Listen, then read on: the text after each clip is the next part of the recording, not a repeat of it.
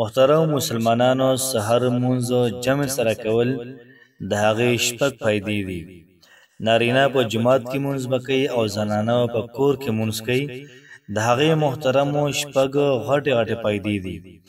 موږ د سستۍ د وجې د سحر مونځ د ونه کړو،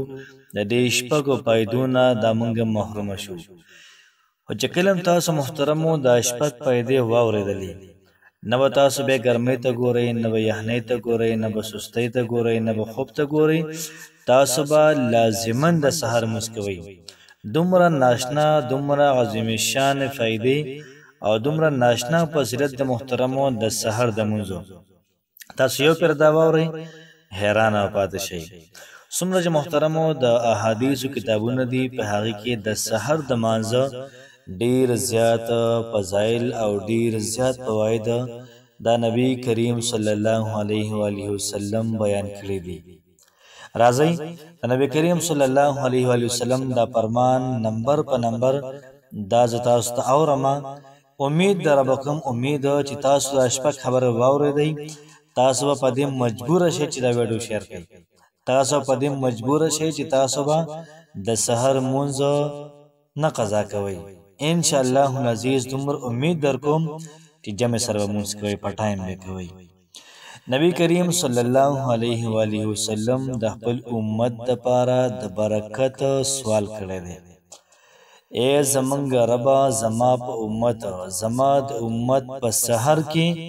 برکت واچوه. کم سړی چې د سحر مونځ جمع سره وکړي، پیغمبر علیه الصلاة والسلام د هغه دپاره د برکت سوال کړی دی.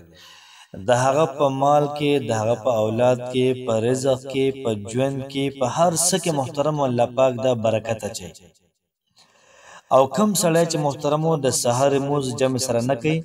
د هغه په مال کې، په اولاد کې، دغه رنګې په ژوند کې، په یو څیز کې محترمو دا برکت پکې نه وي. نو که تاسو هم په خپل ژوند کې برکت غواړئ، د سحر مونځ جمع سره وکئ. دغه رنګ نبی کریم صلی الله علیه و آله وسلم چې به کله لښکر لیږو جنگ دپاره، د سحر په ټایم کې محترمو لښکر دا به روان کو، په یو قوم باندې به حمله کوله د سحر په وخت کې. ځکه د سحر دا وخت دا ډیر زیات قیمتي دی. او څوک چې د سحر مونځ په ټایم باندې وکړي، د هغه د حصې رزق الله پاک د انسان ته د هغه په کور کې ورکړي. او چې کوم سړی د سحر مونځ دا بې ټایمه وکړي یا وینه کړي، نو د سهار چې په یو ځای کې، د ماسپښین په بل ځای کې، د ماښام په بل ځای کې ټوله ورځ سروالی بروالی ګرځي، دیاړي نوکري او شاته نه میلاویږي. دویمه پیدا محترمو دا ده چې کوم سړی د سحر مونځ کوي جمع سره په ټایم باندې، نبی کریم صلی الله علیه و آله وسلم فرمایي، او تقریبا د حضرت عثمان رضی الله تعالی عنه نه نقل دی، فرمایي نبی کریم علیه الصلاة والسلام چې کوم بنده د ماسخوتن مونځ جمع سره وکړي، الله پاک د انسان ته د نیمې شپې د عبادت ثواب ورکوي. او څوک د سحر مونځ جمع سره وکړي، الله پاک د بنده ته د نیمې شپې د عبادت ثواب ورکوي. گویا چې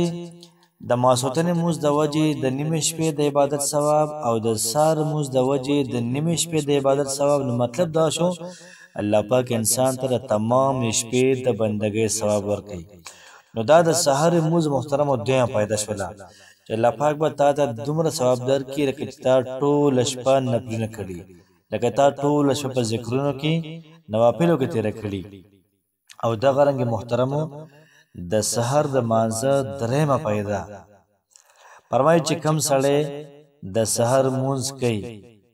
نو الله پاک دې فرشتو نه تپوس وکړي. فرشتې دا بدلېږي، د سحر مانځه وخت کې بدلېږي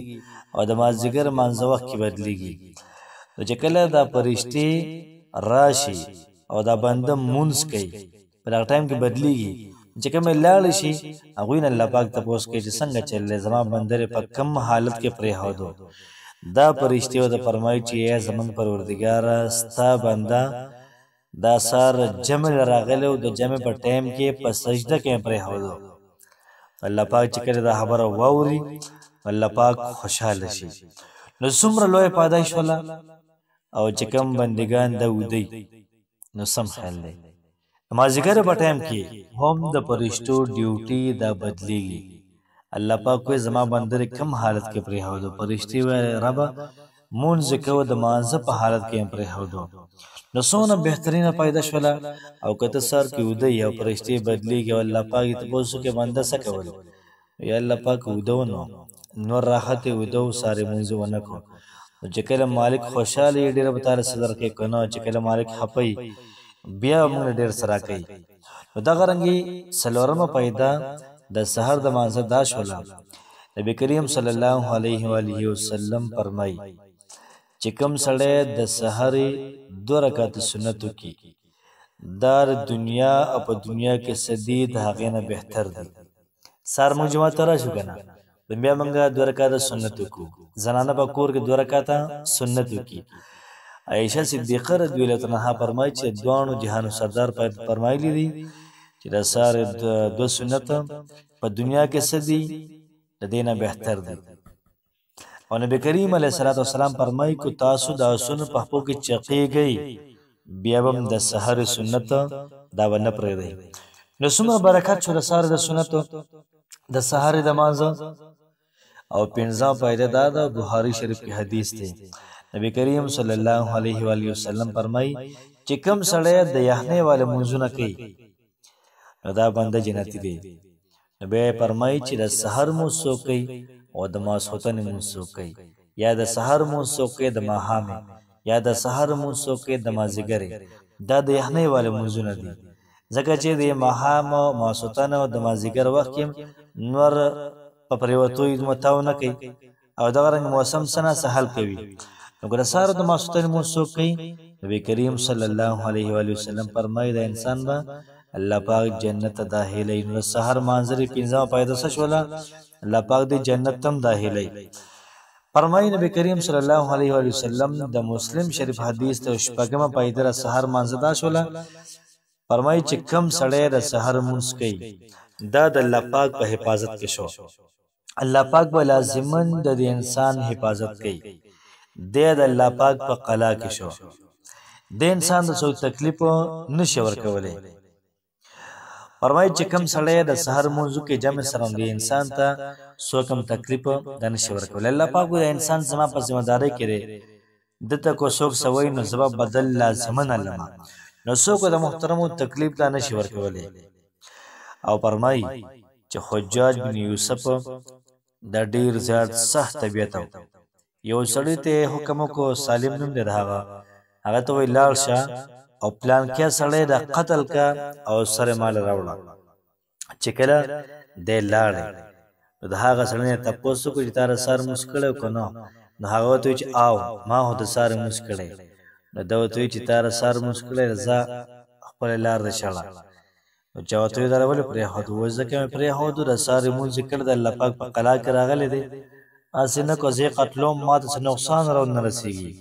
نو دا محترمو شپږم پیدا دا شوله چې ته به د الله پاک په حفاظت کې نو د سحر د مانځه محترمو د شپږ پیدې د کوشش وکړئ تاسو چې ګوره د سحر مونځ نه قضا نشي او دغه رنګې ملګرو سره هم شیر کړئ چې هغوی هم د سحر مونځ دا چېرته خطا کې هم قضا نه کړي امید در به کوم چې ستاسو ویډیو ډېره زیاته فحاشي وي او د دې نه بعد به تاسو د سحر مونځ قضا کوئ نه الله پاک هم خوشحاله آباد ساته السلام علیکم ورحمت الله وبرکاته